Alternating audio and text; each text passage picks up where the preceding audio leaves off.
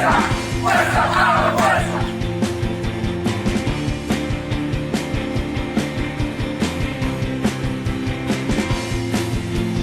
todos los trabajadores de empresa para defender nuestro salario. Bueno, acá me están diciendo que no se puede hablar de la Comisión de Juicio Político. No se van a estar pegando para nada, están tirando por otro lado. Estamos acá para pedir la renuncia de Patricia Bullrich y estamos acá para decir basta de represión contra el pueblo argentino y en particular contra los compañeros de prensa y fotoreporteros.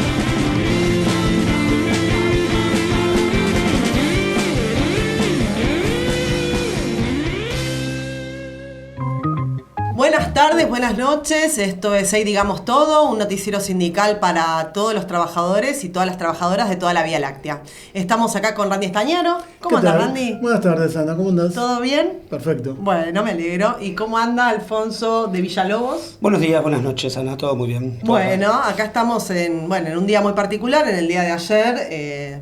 Se hizo una movilización a Plaza de Mayo contra la prescripción a Cristina Fernández de Kirchner por la condena. Primero se iba a hacer una movilización convocada a Comodoro Pi, como fue notificada vía mail y vía Zoom. Finalmente se terminó convocando a Plaza de Mayo. Comentamos un poquito. Vos estuviste presente en la movilización. Estuvimos en la movilización, primero en el Obelisco, después en la plaza con el Cipreva, que fue directamente a la plaza. Y evidentemente es el tema de la semana y es un tema que ha conmovido a toda la ciudadanía, independientemente del... A favor y en contra. A favor y en contra, digamos, exactamente. Y ha puesto también a prueba al movimiento obrero y al propio peronismo frente a lo que es una proscripción que claramente, más allá de la culpabilidad o no de Cristina, persigue el objetivo de sacarla de la cancha y de reforzar un régimen completamente antidemocrático. Y nos parece importante analizar la actitud que tuvo la propia Cristina y la CGT. Así que, como para darle un marco al debate sobre la CGT, los distintos posicionamientos, quiénes movilizaron o no, primero vamos a escuchar la línea que largó Cristina enseguida que se conoció la decisión de la Corte Suprema, digamos, de no tomar el tema y por lo tanto ratificar la condena. Escuchemos a Cristina, que es muy interesante. El poder económico puede tropezar una vez con la misma piedra, pero no dos. Y saben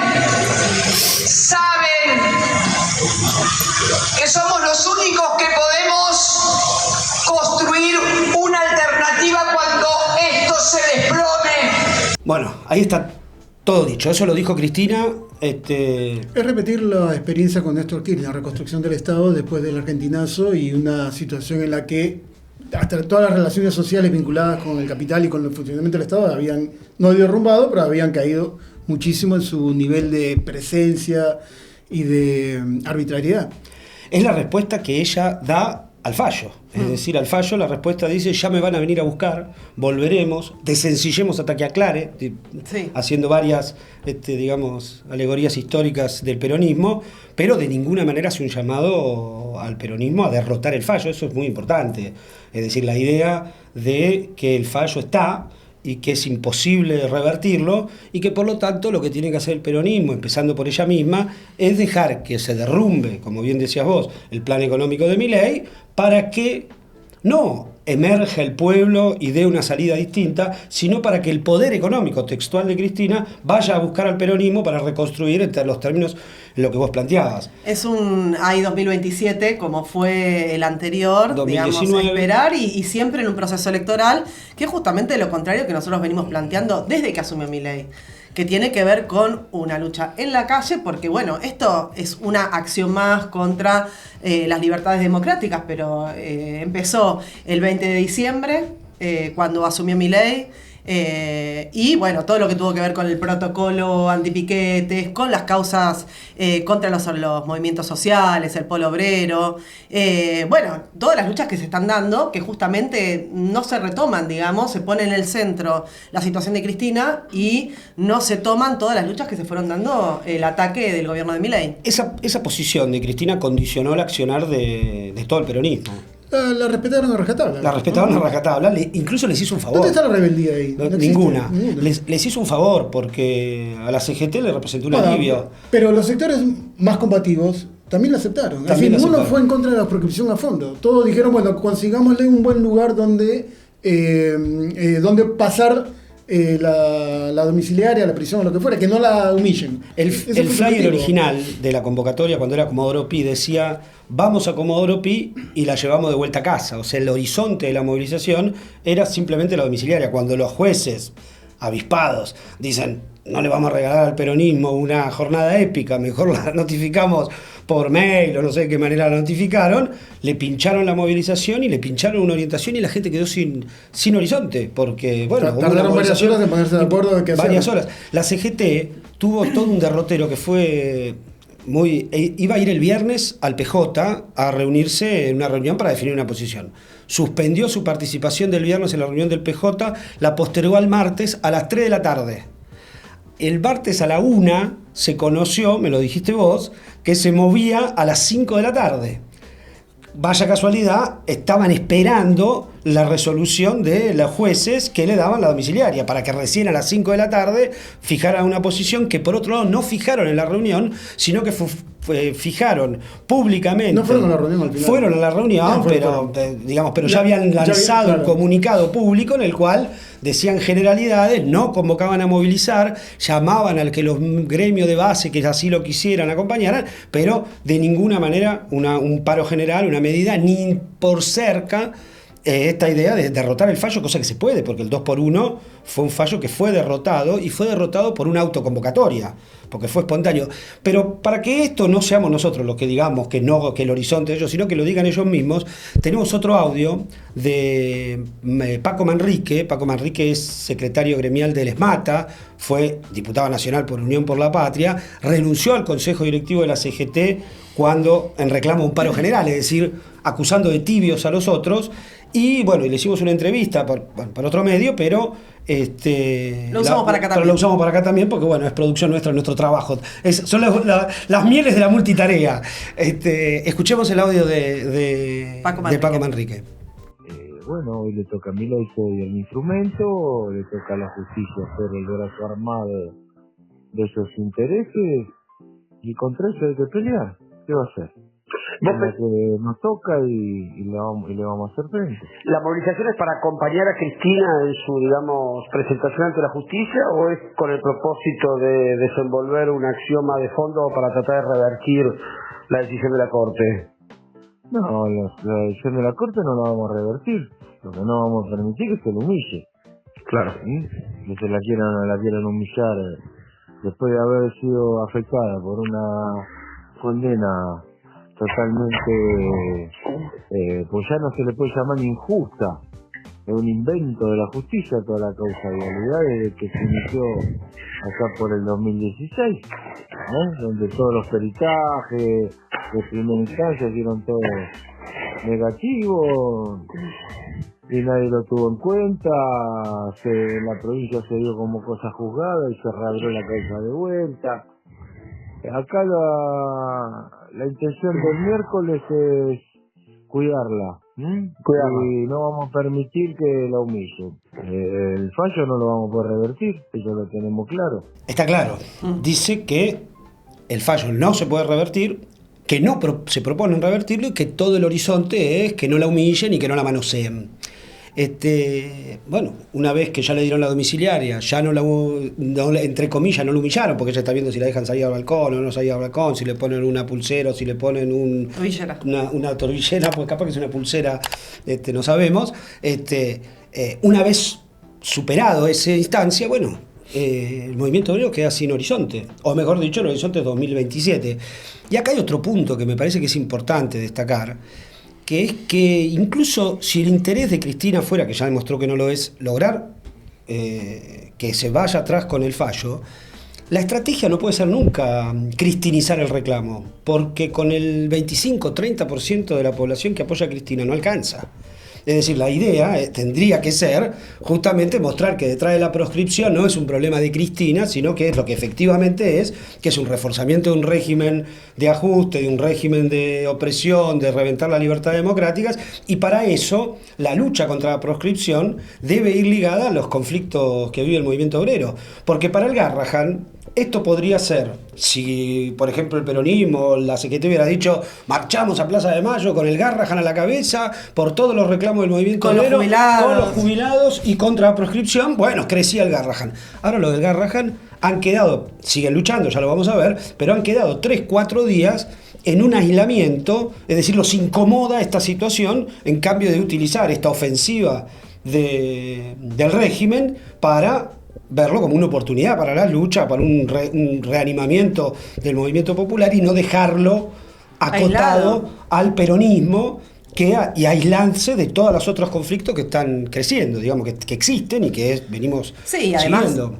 Digamos, no es casualidad, sino que justamente el peronismo no ha acompañado a los jubilados, no ha acompañado, bueno, ni que hablar de las centrales sindicales que ya lo venimos indicando acá, pero todas las luchas que se fueron dando, bueno, obviamente hay militantes o compañeros activistas que acompañan, pero no las direcciones, incluso en las mismas provincias están llevando a cabo la agenda de Milei, el ajuste, acá lo mencionamos en todos los programas, lo que tiene que ver con, por ejemplo, la lucha docente, donde todos los gobiernos de todo el país los están atacando. Así que bueno, un poco, digamos, la diferenciación que nosotros tenemos frente a esta posición es justamente unificar las luchas que están dando, y obviamente que si vamos a dar una batalla contra las libertades democráticas tiene que ver con todas estas situaciones que fueron pasando desde que empezó el gobierno de Milei.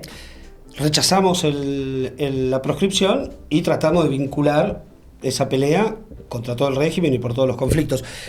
Bueno, para una cobertura más a fondo, hay un programa que se hizo en vivo anteayer, de 14 toneladas, lo recomendamos, está el debate en la izquierda, bueno, todas esas cosas que siempre suman a la discusión, pero nos interesaba en este punto colar un pequeño debate que se dio en prensa, lógicamente, pero que Cipreva tomó una posición adecuada, y me parece que el SAT también, y que tiene que ver con esta idea de que si la lucha es hacia las masas o si es una lucha más aislada, que tiene que ver con la acción que se produjo contra Artear, que fue una acción muy desafortunada, porque bueno, uno entiende la calentura de escuchar a Viale diciendo barbaridades, a la otra brindando con champagne, pero hubo una acción muy desafortunada contra trabajadores de Artear, se dañaron los autos de los trabajadores, de vestuaristas que salieron a plantear. Nosotros estamos laburando acá, que es un poco lo que siempre decimos, los y las trabajadoras no somos la línea editorial de los medios en los que trabajamos, y hacer un ataque a los laburantes sin denunciar sin ir a la casa de Mañeto, por decirlo de alguna manera, bueno, es contraproducente, y obviamente que lo repudiamos porque no queremos el ataque a los trabajadores, y una posición además, digamos, de estas características. Y reivindicamos la posición del Cipreva de colocarse en el campo de los trabajadores de prensa de Artear contra este tipo de acciones que aparte reflejan la encerrona de una estrategia que no va a ningún lado. Claro. Te conduce a ese tipo de acciones que reflejan más que nada impotencia, cuando la política debiera ser distinta. Así que nos solidarizamos con los trabajadores de Artear, que han jugado un papel muy importante en la construcción de Artear, Clarín, etcétera, del Cipreva, etcétera, y que el Cipreva ha nacido de esa manera. En el contexto ya vamos a hablar sobre eso, pero... No, y además, digamos, en este sentido también queremos alertar sobre lo que salió en el boletín oficial el día 17, que tiene que ver con el decreto 383, donde, bueno, se le da una superpoderes a la Policía Federal, sacando, digamos, cualquier tipo de instancia judicial, entonces se habilita a la policía, digamos, por un lado, que pueda revisar sin orden judicial redes sociales, si considera sospechosas publicaciones de personas o de agrupaciones, pueden ser detenidos para su investigación.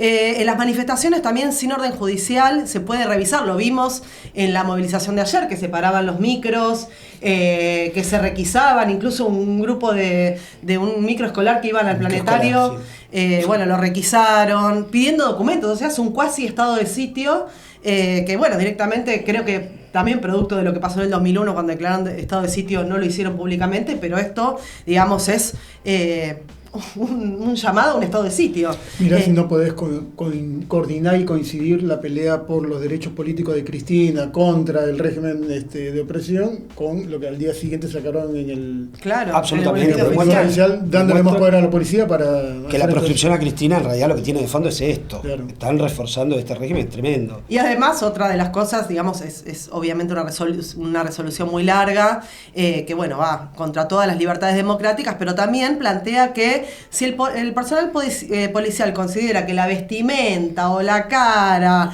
resulta sospechosa, bueno, lo puede Por eso acá detener. vestimos como vestimos. Sí, justicia asesorados previa. por Tami. Claro.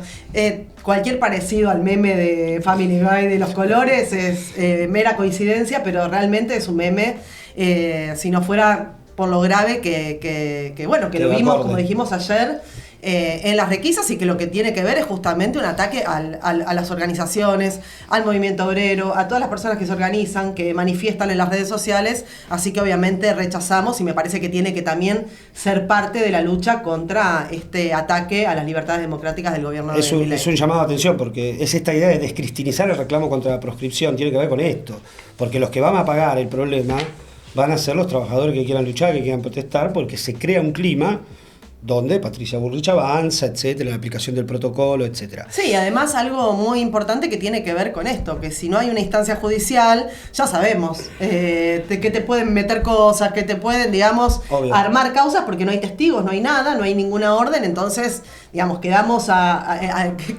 confiar en la policía con los métodos que ya sabemos que tiene la seguridad, así que bueno, nada, repudiamos todo esto. Y bueno, frente a todo esto vamos ahora a la parte del gremio por gremio, porque también... segundo bloque. Sí, con lo que tiene que ver con lo de la lucha del Garrahan. Bueno, el Garrahan ayer mantuvo su abrazo al hospital, a pesar de la situación en la que, esta que comentabas vos, Alfonso, de complejidad provocada porque al mismo tiempo estaba la movilización que se hizo por la proscripción de Cristina, pero que no los convocaba en un punto, porque no fue esto, como vos mencionabas, ¿no? Una orientación de, bueno, que venga Garra, que vengan los jubilados, que vengan todos los sectores de lucha y vamos con todo, para nada. Entonces ellos hicieron un abrazo. Acá ahora vamos a escuchar a Ale Lipkovich, pero antes dos cuestiones. Una asamblea general muy importante porque convocó a todos los trabajadores, no importa el sindicato, el oficio, la profesión, lo que fuere, todo el mundo en una asamblea general votando primero el abrazo de ayer, y la semana que viene una nueva medida de lucha, un paro de 24 horas. Y otra cosa que se votó fue que en julio se va a hacer una marcha nacional en defensa del Garrahan. Todo esto lo relata Alejandro y cuenta la situación en la que se encuentra en este momento la lucha del hospital, y él reivindica cómo, a pesar de todos los golpes, los insultos, los ataques y las amenazas, la situación adentro es mucho más de respuesta, de firmeza de los trabajadores. El conflicto en el Hospital Garrahan se ha profundizado. Por un lado, la Asamblea de Trabajadores y Trabajadoras, que es una asamblea general, sin distinción de afiliación, profesión u oficio, sostenida por la Junta Interna de ATE y la Asociación de Profesionales, resolvió masivamente un abrazo para el miércoles 18 y una próxima jornada de paro para el miércoles 25. Esto en respuesta a la política del gobierno, que continúa sus ataques sin cesar. Ahora, esos ataques son, desde el punto de vista de la consistencia argumental, completamente ridículos. Han dicho primero que en el hospital había ñoquis, no demostraron uno solo. Incluso luego de eso anunciaron despidos, pero en el Posadas, que por supuesto tampoco son ñoquis esos compañeros de despidos que repudiamos, pero que ilustran que el gobierno dice cualquier cosa, primero dice de una institución, luego golpea en otra, y acá en el Garrahan anunció el descuento de los días de paro. Frente a eso, los compañeros y compañeras, lejos de amilanarse, han reforzado su participación en las medidas. Tuvimos un paro importante en el turno franquero y estas medidas que comentaba recién. Entendemos que es un choque frontal que el gobierno está jugado a desmantelar la salud pública a escala nacional, y que se ha topado con un Garrahan que no solo tiene un apoyo popular enorme, y eso lógicamente nos da mucha fuerza para continuar esta lucha y lo utilizamos a favor, sino que también tiene una tradición de pelea. No es solamente la simpatía popular, sino una tradición de organización que en el Garrahan tiene muchos años de haber peleado más allá de quién está en el gobierno, y ahora estamos jugados a fondo por un salario que arranque en el costo de la canasta familiar y por un cúmulo de reivindicaciones, incluido el pase a planta de contratados cuyos contratos vencen ahora, y que está quedando claro que no es solamente nuestro interés de un derecho que nos corresponde, sino el futuro de la salud pública. Por eso entendemos que es una campaña de interés para las familias que ya se están organizando y para también otros sectores de trabajadores y trabajadoras, porque si logramos quebrar el cepo salarial, unirnos en una lucha, vamos a estar todos en mejores condiciones. Por eso también otra resolución es preparar una gran marcha nacional en defensa del Garrahan para un día de julio, que sea probablemente entre el 10 y el 17 de julio, algún día que tendremos que terminar de definir en nuestra asamblea.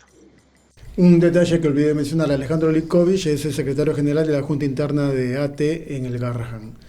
Bueno, es un panorama, la lucha continúa, un panorama del ataque, la caracterización sobre el ataque del gobierno no es una cosa circunstancial, el gobierno va contra la salud pública en general y el Garrahan se ha convertido en un, iba a decir grano, pero no, bueno, digamos, se ha convertido en un emblema. Un emblema de la lucha, en una un piedra emblema de la lucha y una piedra en el zapato para la Ahí política está. del gobierno. Gracias, Exacto. Alfonso. De nada. No, y Ana aportó también ahí la. Ana también. La emblema.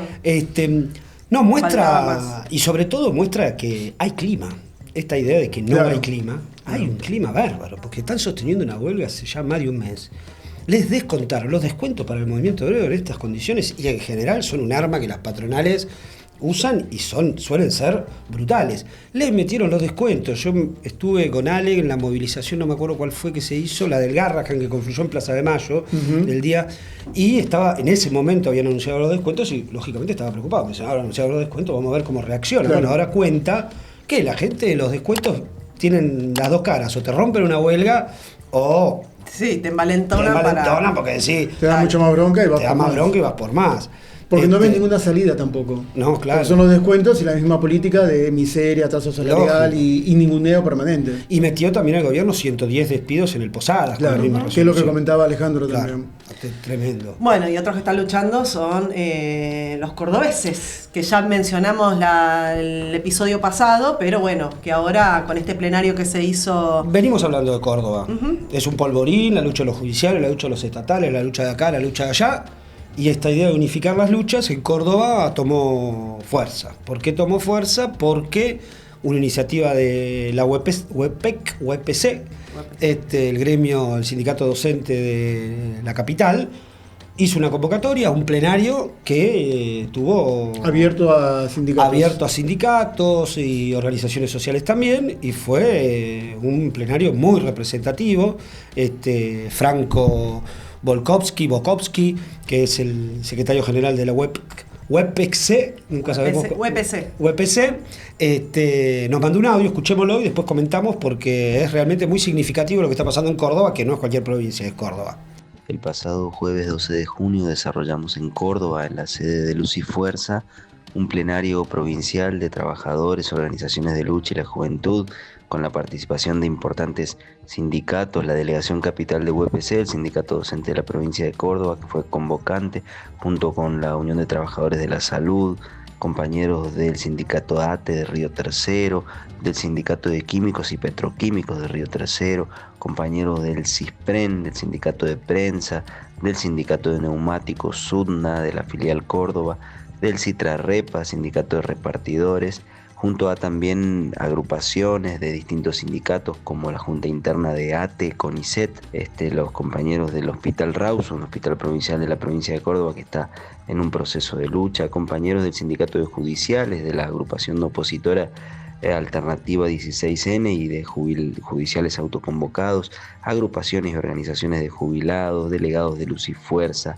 la lista roja y negra de ADIUC, el sindicato de docentes universitarios de la Universidad Nacional de Córdoba, delegados del sindicato de empleados públicos, del sindicato de municipales y organizaciones sociales piqueteras como el Polo Obrero, Marta Juárez y el MST Teresa Vive, y una serie de compañeros que participaron y estuvieron presentes en el plenario que, como les digo, sesionó en la sede de Luz y Fuerza, discutió el escenario de lucha en la provincia de Córdoba y en todo el país. Resolvimos un documento que es una guía de acción y una movilización provincial para el próximo 3 de julio hacia la Casa de Gobierno, responsabilizando al gobernador Yarlora por la situación de ajuste contra los trabajadores, porque el gobierno de la provincia de Córdoba replica el planteo de ajuste y el planteo represivo del gobierno nacional también contra los trabajadores en la provincia de Córdoba.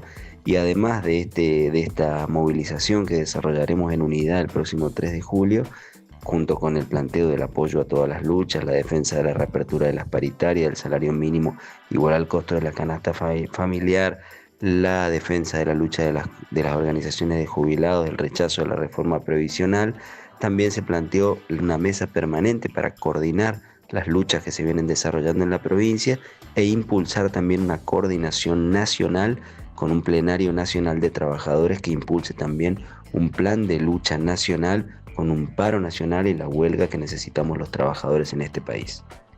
La parte más larga del audio fue las presencias, sí, lo cual está muy bien, sí, porque refleja la representatividad del plenario, es decir, pasa revista, participó la CISPREN, Sindicato de Prensa de Córdoba, así que nos convoca, es interesante, y gremios de todos lados, estatales, industriales, etcétera, y yo leí obviamente el documento que sacaron, es muy profundo, recorre todas las reivindicaciones, hace un planteo de unificación, plantea que se vaya Milei, que se vaya Bullrich, y obviamente también plantea la exigencia de un paro nacional, pero no se queda en la exigencia de un paro nacional a la CGT y a la CTA, sino que, como dice ahí Franco en el audio, ya han creado una mesa coordinadora que está reunida en este momento y que estaría ya poniéndole fecha a una convocatoria para un plenario de la misma naturaleza, pero a escala nacional, es decir, un plenario de sindicatos, agrupaciones, delegados y organizaciones sociales, movimiento estudiantil, para, a la vez que se le exige a las conducciones sindicales que hagan lo que tengan que hacer, no quedarse esperando y empezar a desenvolver un plan de lucha. Recordamos las viejas asambleas nacionales, las ANT del 2000, 2001, que empezaban en La Matanza. Bueno, en línea con eso empieza a perfilarse un reagrupamiento, digamos, autoconvocado. Una autoconvocatoria y suena, es una recuperación de una tradición del movimiento obrero. Cuando encuentra trabas en su desenvolvimiento, busca cómo desarrollarse, cómo desenvolverse. Sí, y la importancia, digo, también de nacionalizar los conflictos, porque, bueno, no solamente lo que está pasando en Córdoba, sino, bueno, algo que nos había quedado pendiente de cubrir tiene que ver con lo que estaba pasando en Santa Fe con la industria láctea Verónica, donde hay, bueno, en riesgo 700 puestos de trabajo de 3 plantas que hay en la provincia de Santa Fe, y que, bueno, vienen de un conflicto largo que empezó en 2019 porque solían empezar a cobrar el salario en cuotas, bueno, no se les hacían los aportes, por lo tanto a muchos trabajadores y trabajadoras se les caía bueno, la prepaga, bueno, la salud, bueno, que comentaban, con hijos que tienen tratamientos oncológicos, bueno, de una brutalidad terrible. Y que bueno, fueron organizando la lucha, pero que a partir de, digamos, en el mes de abril empezaron no pagando el sueldo directamente, pagaron un 50%. Bueno, los trabajadores empezaron con un plan de acción, digamos, para reclamar el pago digamos, de la totalidad del salario. Y bueno, la planta dejó de producir, planteando una crisis, que además los trabajadores denunciaron que durante la pandemia hicieron récord de producción. O sea que en ese momento se enriquecieron y bueno, obviamente en ese momento siguieron, claro, pagando en cuotas y ahora directamente, bueno, no solamente que plantearon un plan preventivo de crisis, sino que además, bueno, no le están pagando a los tameros, por eso, digamos, no les entregan la leche en crudo. Bueno, está parada la producción, está abandonada.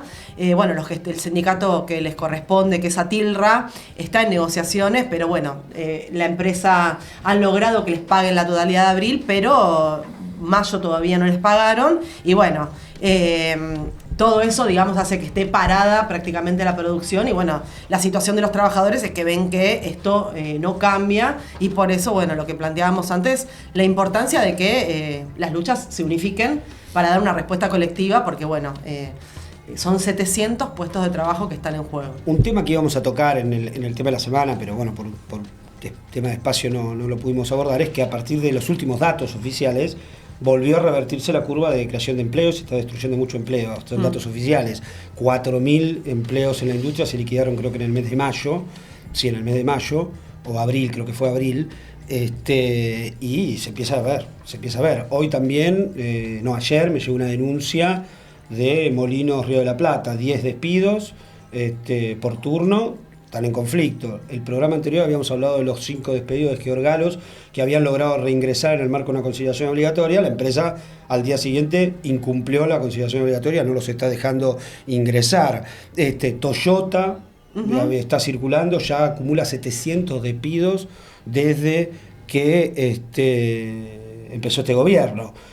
Bueno, la idea es unificar las luchas y yo creo que hay clima, porque obviamente aisladamente se complica enfrentar los despidos, pero bueno, una política unificada está muy bien. Otro de los conflictos que está al caer, si es que se logra que caiga finalmente, es el de los docentes universitarios, nuevamente.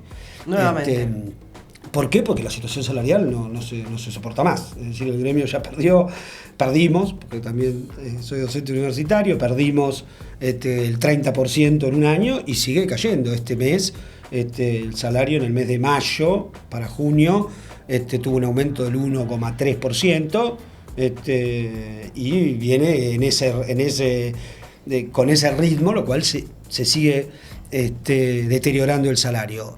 Y bueno, hubo 2 paros importantes con acatamiento, y hay una situación que es una nueva marcha nacional universitaria que no termina nunca de consolidarse. Incluso tenía una fecha hipotética para el 26 de junio, pero bueno, el Frente de Gremios Universitarios no termina de tomar una decisión unificada, básicamente porque, y acá está la trampa del SIN, ¿no?, de las autoridades universitarias, que coquetean con el conflicto, coquetean con el gobierno, y entonces te coquetean con el conflicto, te dicen vamos a hacer una marcha, después lo paralizan, lo frenan, largan una marcha sobre la uva. Bueno, pero esto evidentemente está a punto de estallar porque no se sostiene, ¿no? Seguramente tengamos novedades para el próximo programa.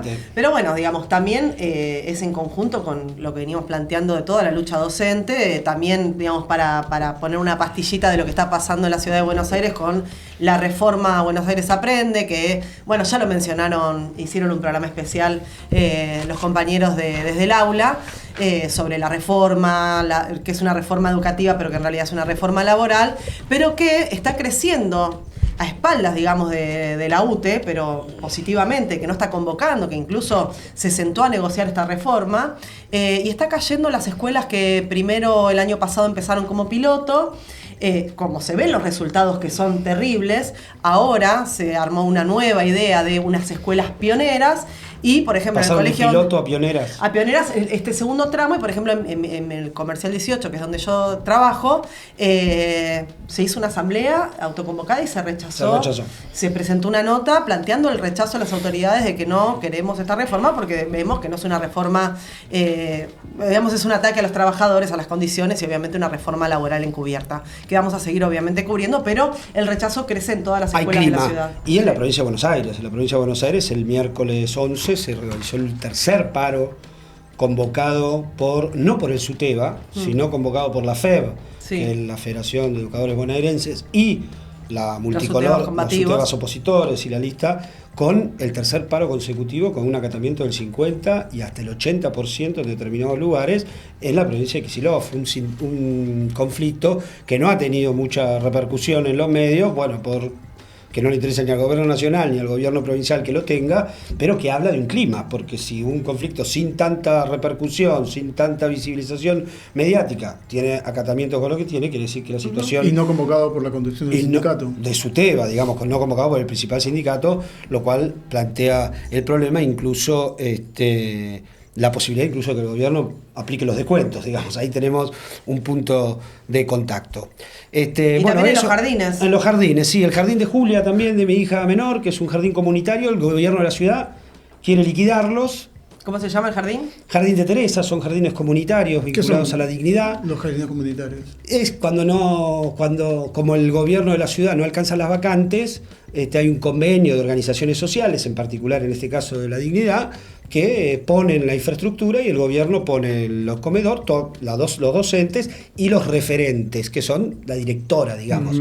Bueno, cortaron el convenio, no hay plata.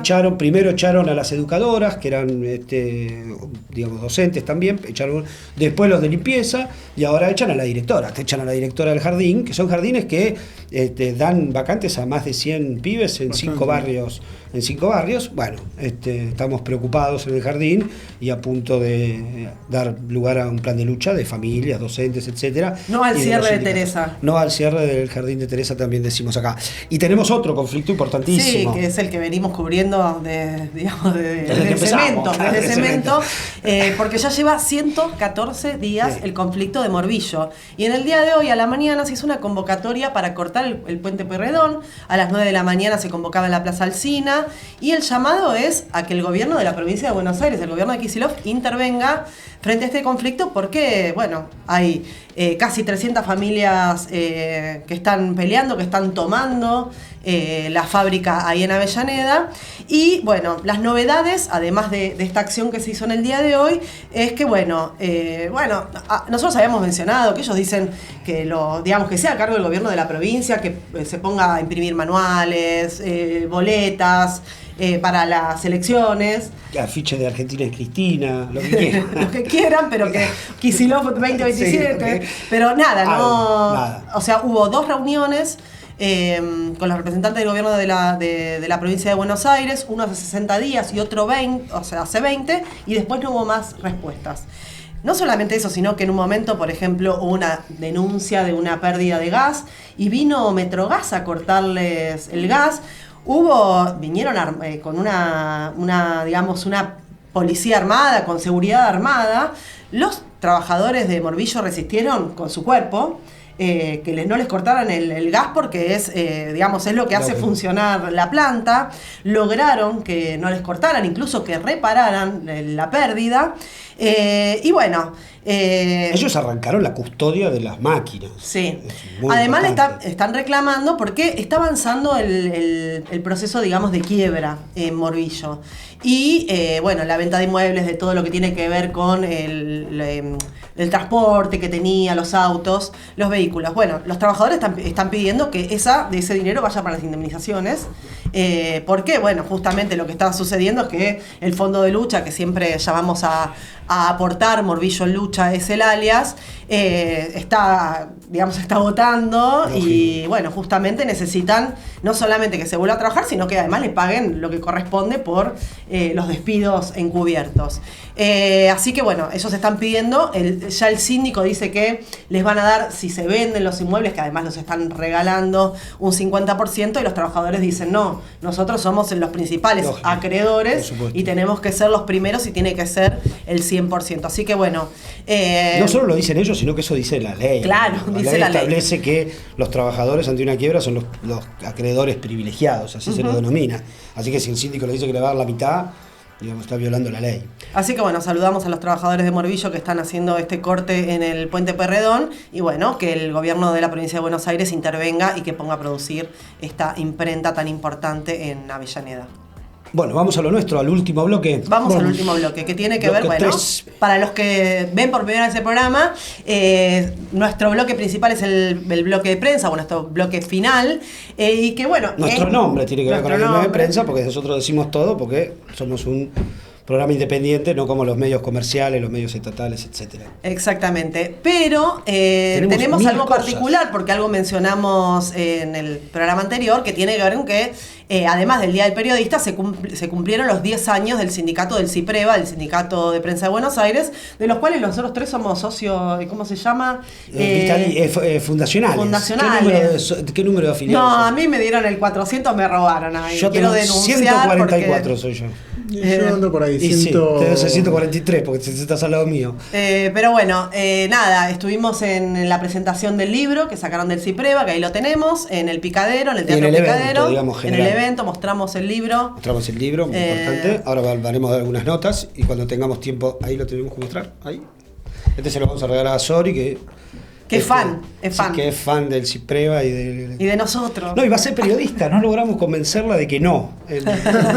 Hace un año y medio que explicamos todos los males del gremio de prensa, pero bueno, así que... Soraya es nuestra asistente de producción, está acá marcándonos todo. Así que, nada, le mandamos un saludo. Bueno, un lindo evento, una linda jornada, importante, con presencias para destacar y también presencias para criticar, ya llegaremos a eso.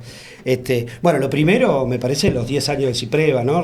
Reivindicar el surgimiento del CIPREVA y reivindicar también a Rubén, que bueno, fue homenajeado, pero independientemente de eso, reivindicar el papel que jugó Rubén Joffrin, la naranja de prensa, en la fundación. Recordemos que el CIPREVA básicamente nace como resultado de dos procesos comunes que iban juntos. Por un lado, la persistente construcción de la lista opositora a la UTBA multicolor, que ganábamos en todos los medios, pero no podíamos ganar la elección porque los padrones de la UTBA, avalados por el Ministerio de Trabajo de Carlos Tomada, uno de los presentes en el homenaje que nos parece que no tendría que haber estado, y a la vez el proceso de luchas que hubo en 2013 por la recuperación de la paritaria. Sí, algo muy importante, digamos, a destacar tiene que ver con cómo se organizó este nuevo sindicato. Totalmente. Porque había muchas dudas y había incluso gente que hoy es parte del CIPREVA no estaba a favor de crear un nuevo sindicato. Incluso hubo un debate previo. También tuvimos debates internos, si era el momento, si no era el momento. Nunca estamos a favor de crear nuevos sindicatos porque sí. En general, como oposición, uno está en contra de que haya nuevos sindicatos porque dividen a los trabajadores. Claro, pero, digamos, teniendo en cuenta, incluso el debate era porque un sector también de hoy que dirige o es parte del CIPREVA planteaba que el que tenía que intervenir era el Ministerio de Trabajo y nosotros nos opusimos a esa posición porque decían, bueno, si hacen fraude con las elecciones, que le intervenga el sindicato, y nosotros dijimos, no, nosotros no queremos que el Ministerio de Trabajo intervenga en ningún sindicato, queremos que los sindicatos se autoorganicen. Y en función de eso lo que planteamos fue que para la creación del nuevo sindicato teníamos que tener un aval no solamente de simpatía de los trabajadores y trabajadoras de prensa, sino que había que hacerlo, digamos, materialmente con un plebiscito. Pensando que iban a participar, bueno, teníamos como la idea 500, 600, y finalmente más de casi 2.100 fueron, 2.100. Sí, más de 2.000 trabajadores participaron del plebiscito obviamente ganó una amplia mayoría. Amplísima mayoría, digamos. Unánime. Por no ser pero creo que no fue unánime, pero ahí por la creación de este nuevo sindicato. Entonces eso dio una fuerza que un gremio que hasta el día de hoy no tiene esa cantidad de afiliados, el CIPREVA no tiene esa cantidad de afiliados, participó dando aval desde las bases para la formación de este nuevo sindicato, y por eso la creación de un sindicato participativo, democrático desde abajo, que surgió también, digamos, de lo que tenía que ver con los paritarios electos en asamblea, con los delegados de base, que fueron parte de la comisión directiva de ese primer mandato, y bueno, ahora Ana Laura fue parte de la primera comisión directiva, secretaria de Mujer, Randy también de la primera comisión directiva. Y Rubén Joffrin, que fue el secretario adjunto, y fue clave también. Fue él, digamos, el que presentó la propuesta del plebiscito para justamente que este debate que teníamos todos del sindicato sí o sindicato no sea saldado por los trabajadores. Claro. Incluso hay un boletín que encontró David Nudelman ahora, y no lo pasó, y seguramente lo estamos pasando, que dice, ya no perdamos más tiempo. Ese era Rubén, que era, no perdamos más tiempo, te lo decía en las reuniones, pero esa línea de es ahora, y bueno, tocamos una fibra y ahora estamos donde estamos por eso. El planteo nuestro de que la UTBA no corría más es de un año antes. Claro, lógico, estuvimos un año con esa campaña. Sí, habíamos ido a Atlanta, habían hecho un plenario y habíamos ido ahí a denunciar justamente en Atlanta fue la reunión, la asamblea de junta electoral que organizó la UTBA para una elección en aquel momento. No, fue en Moreno. Luego fue la de Moreno. Es la que te digo, aquella de cera, la de Moreno. La de Atlanta fue la previa. Que es el camping que perdieron finalmente. Sí. Hurlingham. Morón. Zona oeste. Morón, micro hasta no sé Morón. Si no fue Palomar, yo que sé de la zona. Y la de Atlanta yo recuerdo patente a Rubén en el escenario en Atlanta, solo en un escenario que estaba lleno de los burócratas de la ULBA y sus acólitos y toda la gente que estaba sentada ahí, y Rubén planteando que ese sindicato en el cual él estaba hablando no corría más y que era un sindicato completamente anquilosado y que había que salir a dar una lucha en todos los lugares y superar a esa situación. Con un valor, la verdad que muy importante, muy grande, Rubén. Bueno, 10 años ha sido un acierto. Hemos tardado 8 para que nos den la personería, es decir, hubo 8 años desde que Tomada firmó la personería simple, la simple inscripción, sí. Que lo firmó un día antes de irse, o sea, no es que dijo tienen razón, simple inscripción, sino que después de avalar padrones que estaban integrados por policías, porque tuvimos que hacer ese trabajo también, sí. por gente que no tenía nada que ver con el gremio, después de avalarlos, un día antes de irse, el 10 de diciembre del 2015, firmó la simple inscripción. 8 años después logramos que Kelly Olmos, otra que tampoco a mi juicio tendría que haber estado, porque no le debemos nada, digamos, es una construcción de los trabajadores, logramos el reconocimiento de la personería, la discusión de la paritaria, pero obviamente esos 8 años los pagamos carísimo porque las patronales sabían que se les venía, que se les acababa, y metieron el ajuste brutal que, digamos todavía no hemos podido revertir. Sí, es claro. la gran cuenta pendiente, ¿no? Sí, que tenemos. No solamente hubo despidos masivos, cierres de empresas que no... Grupo 23, Telam... Sí, activistas, delegados, como en el caso mío, en el caso de David, en el caso de ustedes también, bueno, en el caso de muchos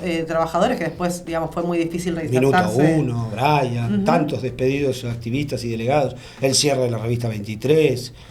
Pero bueno, gente que sí, que fue lindamente homenajeada, que fue Rubén Joffrin, que estuvo en La Familia. Bueno, es parte del libro, hay un anexo que escribió Nelson Marinelli en el libro, homenajeando, bueno, a este gran compañero como es Rubén. Bueno, estamos y estuvo la familia, ¿no? Le entregaron les mandamos un abrazo a las hijas de Rubén, a Judith, bueno, y a toda la familia, porque bueno, eso sí nos parecía a destacar y muy importante, porque bueno, fueron los verdaderos protagonistas de este armado del sindicato. Así que agradecemos a Judith, a Moral su presencia y bueno. Y vinculado con todo esto que decías, Alfonso, de la dificultad para recuperar el salario, por ejemplo, recién se firmó la paritaria de prensa escrita la semana pasada. Y hay 2 cosas a mencionar ahí, básicamente. La primera es que partimos de la base de una pérdida de salarios monumental en prensa escrita, del orden del 45-50%, dependiendo de qué categoría mires, qué laburo en particular, etcétera, o el recorrido que hizo un trabajador en todo este periodo. Nos referimos a estos años, desde el surgimiento del CIPREVA hasta el 2023, la pérdida salarial, incluida la pandemia, que también fue un momento donde los patronales aprovecharon para hacer pelota el salario, es muy elevada. Bueno, la paritaria de prensa escrita, si bien supera los números de inflación previstos para los próximos meses, el problema que tiene es que se genera sobre la base de salarios que, vamos a decirlo, para un redactor, que es la categoría testigo de prensa escrita, no superan los 600.000 pesos, son de 500 y pico mil pesos, 550.000 pesos. En bruto. Ese es el salario real que muchas empresas de prensa escrita le pagan a sus redactores y que cualquiera de nosotros lee sus notas en un portal, en una revista, en un diario. Es una vergüenza. Ahora, este incremento salarial que suma un 21,8% en distintas cuotas, 5% en mayo, 5% en julio y un 6% en octubre, más una suma fija de 50.000 pesos dividida en 2 tramos, es cierto. Supera la inflación prevista. Estamos en torno la última inflación, recordámela del fondo. 1.5 fue 1.6. 1.5 en mayo. Y calculan que junio y julio va a andar por lo mismo. Suponiendo que no haya un cimbronazo electoral, nunca se sabe, pero puede que no lo haya, puede que sí, puede que no.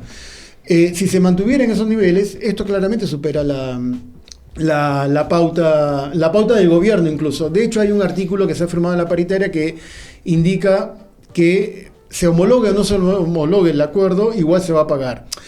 Y acá vienen los problemas que se le plantean a CIPREVA futuro en los medios, en prensa escrita, en los portales, en los diarios, en las agencias de noticias, porque va a haber más de un patrón y pensamos concretamente en Víctor Santamaría, el dueño de Página 12. Fontevecchia también, es cierto. Pero Santamaría es un clásico que no va a querer pagar el acuerdo salarial en nombre de que no va a ser homologado, que no va a estar homologado. De hecho, creo que el último acuerdo salarial todavía no está homologado, el anterior a este. Por lo tanto, va a plantearnos, en tanto sindicato, un desafío, que es cómo hacer para imponerle a esta patronal el acuerdo salarial logrado y que lo pague. Y que bueno, más allá de que decimos no alcanza, fue producto, digamos, de la lucha, de muchas... 17 audiencias hubo para llegar a este acuerdo. Es decir, debe ser un número medio récord de cantidad de audiencias para conseguir un acuerdo paritario. Y en el medio hubo paros, ruidazos, asambleas, ollas populares. Se hizo de todo. Sigue siendo una cuenta pendiente el salario. Y fíjense ustedes que nosotros fundamos el CIPREV hace 10 años porque luchábamos por un aumento de salario que consideramos que eran salarios de hambre, y estamos hablando de que el salario de 520.000, que es de convenio de redactora, valores de hoy estaba en 1.800.000. Claro. El retroceso es infernal, y ese 1.800.000, con toda justeza, nosotros decíamos que era insuficiente, en que su momento, queríamos un salario acorde a la canasta familiar, que no era todavía en esa época. Bueno, es una de las grandes cuentas. Vamos a leer el libro, yo no lo leí entero, leí algunas notas, obviamente la de Nelson la leí, la de Rubén, etcétera. Un saludo grande para Nelson Marinelli. Y bueno, y también el resto de las notas para ir artículos, porque también hay, obviamente es un sindicato que está vivo, activo, con participación del activismo, pero hay grandes debates políticos que vamos a ir teniendo y que seguramente se expresen también en los artículos que salieron en el diario. ¿Cuál es la alianza más adecuada? Si es con la conducción de la CGT o como oposición, si es en alianza con el clasismo. Bueno, esos debates, y por ejemplo el punto más alto, ya están empezados. El punto más alto fue cuando nosotros como Naranja nos opusimos a que el sindicato se posicionara por la candidatura de Massa. Bueno, son los debates que existen y que tienen que ver también con la tradición y el origen del CIPREVA, que nació con el canto ni de los gobiernos ni de los patrones. Sindicato de los trabajadores. Se cantó al final. Es un clásico que nosotros defendemos como el canto fundacional del sindicato. Que se contradice también con esto, con hacer subir a Tomada, a Kelly Olmos, porque digamos, esto es una lucha de los trabajadores y no de los gobiernos. Ni hablar. Bueno, tenemos un montón de temas que podemos recorrer rápido. Uno, muy rápido, transmitir la denuncia de los trabajadores de la televisión pública, que no solo están en plan de lucha por el congelamiento salarial desde agosto, sino que ahora, a raíz de toda la situación esta con Cristina, les prohibieron, y eso están denunciando, utilizar la palabra proscripción en vivo. Los periodistas no pueden usar la palabra proscripción. Es brutal, además de que también lo están denunciando, llevaron a los pisos representantes, abogados, que ya conocían el fallo de la resolución de la Corte antes de que la resolución de la Corte se hiciera pública, lo cual es una barbaridad, porque es una confesión de una vulneración absoluta a la justicia y al secreto. Dos tremitas más que digo rápido. Uno es La Voz del Interior. Cierra La Voz del Interior en su formato papel, un diario que tiene más de 100 años de Córdoba, no lo mencionamos antes. Los trabajadores, los compañeros de prensa han hecho una jornada, fueron todos vestidos de negro, están protestando porque el cierre del formato papel implica despidos, retiros voluntarios. La empresa ya anunció así. Ya anunció eso, y hay retiros voluntarios, y hay despidos, y hay protestas, así que solidaridad con los compañeros de La Voz del Interior. Yo digo algo rapidito de las novedades de Pablo Grillo. Dale. Le dieron el alta, está en rehabilitación. Está, digamos, avanzando con la rehabilitación, pero lo que sí están reclamando desde la familia, desde la cuenta Justicia por Pablo Grillo, tiene que ver con el avance de la causa. ¿Qué es lo que sabemos hasta ahora? Bueno, que la herida que tuvo en la cabeza fue producto del gas lacrimógeno, eso está confirmado. ¿Quién fue el gendarme que disparó? Que se llama, Guerrero, Héctor Jesús Guerrero, y por eso se está pidiendo que vaya a declarar, pero que además, a partir de esto, se vaya para arriba, por las órdenes, por las responsabilidades políticas sobre esta situación.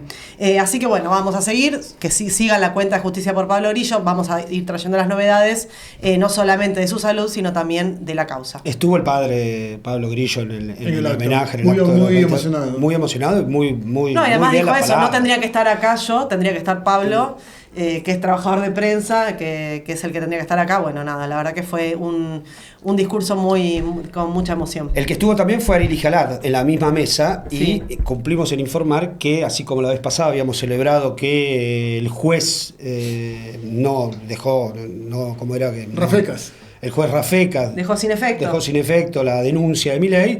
Tenemos que denunciar acá que Milei apeló, o sea, está obsesionado y apeló una desestimación de un juez que a su vez provenía de un fiscal que había dicho que no había delito, con lo cual el fiscal dijo que no hay delito, que en general el fiscal es el que dice que hay delito, esa es la función, y el juez considera, bueno, el fiscal dijo que no, el juez dijo que no, Milei dice que sí, está encaprichado contra Ari dijo muy bien que lógicamente la persecución contra él no era una persecución a él, sino una persecución a todo el gremio de prensa. Lo último también vinculado Lo con esto... de la circulación en la Casa Rosada. Ridículo. Denunciaron los acreditados en Casa Rosada por las redes sociales que están limitando la circulación de los periodistas por la casa, que no quieren que estén en algunos lugares para que no se sepa quiénes van a la Casa Rosada, qué pasa. Así no que los dejan ir al Salón de las Palmeras, que el Salón de las No, Palmeras... el patio de las Palmeras, eso quise decir. Porque desde el patio podés mirar lo que pasa en todos los... Está la puerta, el ingreso a la Casa Rosada. Y además de estar los pasillos, puedes ver desde ahí todo lo que pasa.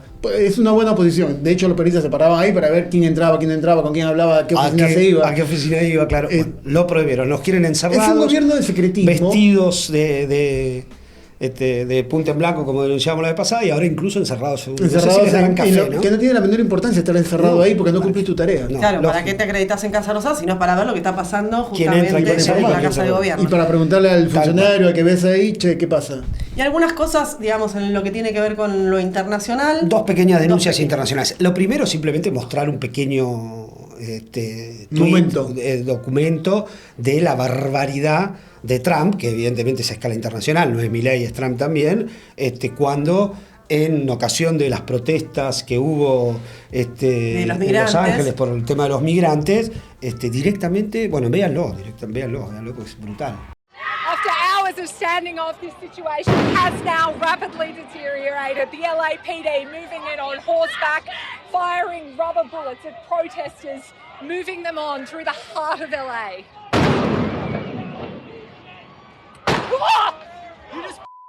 No, lo que se ve es impresionante porque se ve el policía, digamos, el blanco cómo va y hace, digamos, Blanco es una periodista australiana que estaba cubriendo que estaba denunciando el operativo policial y tac, se la dieron a ella directamente, o sea, deliberadamente. Cualquier parecido con lo que está pasando en nuestro país en las movilizaciones.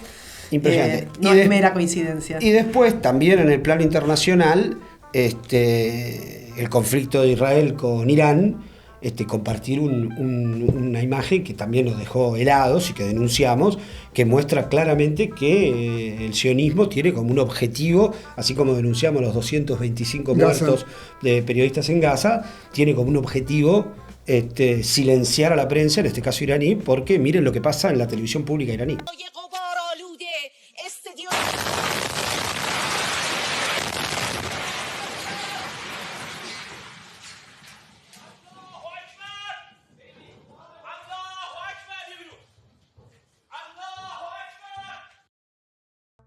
Sí, cuando decimos que disparan contra la prensa, estamos justamente denunciando que lo que se quiere es justamente evitar que se muestre el genocidio que está pasando no solamente en Gaza contra el pueblo palestino, sino, bueno, ahora lo que va a ser el conflicto con Irán, que bueno, también va a ser un blanco que no se muestre lo que está sucediendo en los medios de comunicación.